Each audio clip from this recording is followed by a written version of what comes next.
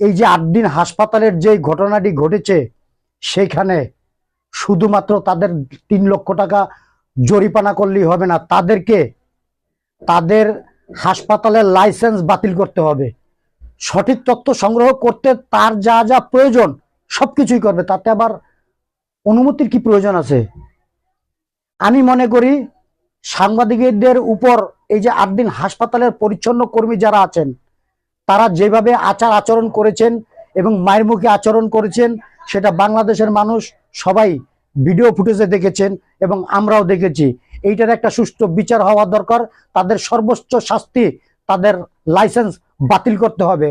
আর নয়তো সারা বাংলাদেশের যত সাংবাদিকরা আছেন তারা এইটার বিরুদ্ধে একটি প্রতিবাদ গড়ে তুলুন, যাতে এই ধরনের কার্যকলাপ কোনো হাসপাতালের কর্তৃপক্ষ করতে আর সাহস না পায়। আমরা দেখি বিভিন্ন সোশ্যাল মিডিয়ায় একজন সাংবাদিক তার দায়িত্ব পালন করতে গেলে সেখানে হেনস্থার শিকার হয়। আপনি যদি দুর্নীতি করেন, আপনি যদি অনিয়ম করেন, আপনি যদি সাধারণ মানুষের গলা কাটেন, আর যদি সেটা সাংবাদিক সংগ্রহ করতে যায় সেই তথ্যটা, তাহলে তার সাথে মায়ের মুখে আচরণ করতে হবে। তাহলে তো যদি কোনো সাংবাদিক না যায়, তাহলে বাংলাদেশের মানুষ কিভাবে জানবে?